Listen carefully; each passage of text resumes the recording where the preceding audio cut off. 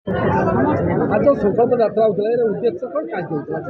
ये जो संकल्प यात्रा आज खैरा ठार अनुष्ठित है सिमुलिया परशुराम पाणिग्राही श्रुतिपीठर हजार हजार बाइक रैली आज खैरा दुर्गा मंडप में पहुँचला। तार उद्देश्य जे आमर माननीय मुख्यमंत्री श्रीयुत नवीन पट्टनायक को षष्ठ थर पर मुख्यमंत्री आसन में बसवाई आज सिमुलिया खैरार समस्त जनसाधारण वज्र शपथ नेले जे आगामी षष्ठ थर पर निश्चित भाव में आमर प्रिय मुख्यमंत्री षष्ठ थर पर मुख्यमंत्री हेबे एवं आमर प्रिय विधायक श्रीमती ज्योति प्रकाश पाणिग्राही निश्चित भाव में तृतीय थर पर विधायक हेबे। यही संकल्प नहीं आमर ये यात्रा आम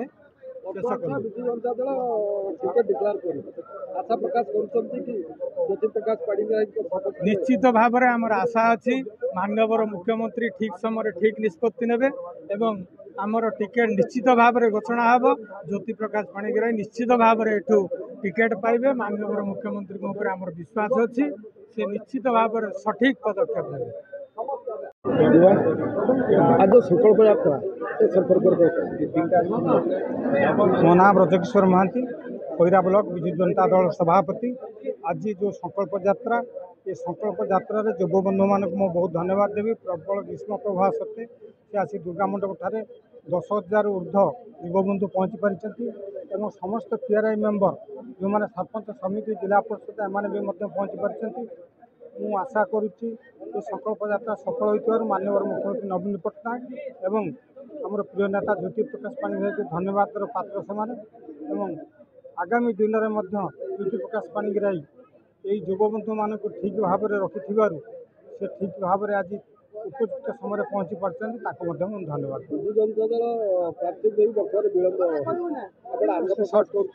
सठिक समय से माननीय मुख्यमंत्री घोषणा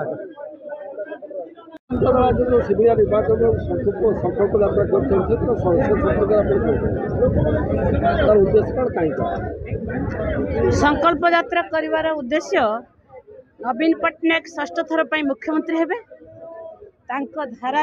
आमर ज्योति प्रकाश पाणिग्राही तृतीय थर पर विधायक हेबे। एटा आमे अनुभव करुछु वर्तमान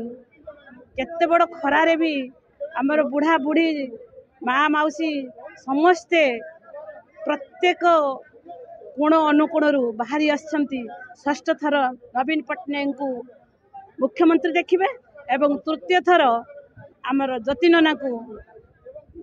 विधायक भाव देखा समस्त इच्छा एति जगतर नाथ जगन्नाथ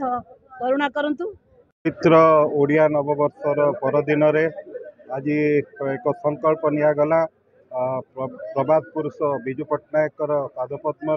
खैरा ठारे दुर्गा मंडप रे एक सभा है जो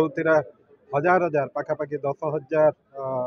युवक एवं मध्यवयस्क लोक मैंने परशुराम पाणिग्राही श्रुतिपीठ सिमुलिया ठारू एक बाइक रैली मध्यम आसी खैरा ठारे पहुँची एक सभारे संकल्प नेले जे तांकर सुपुत्र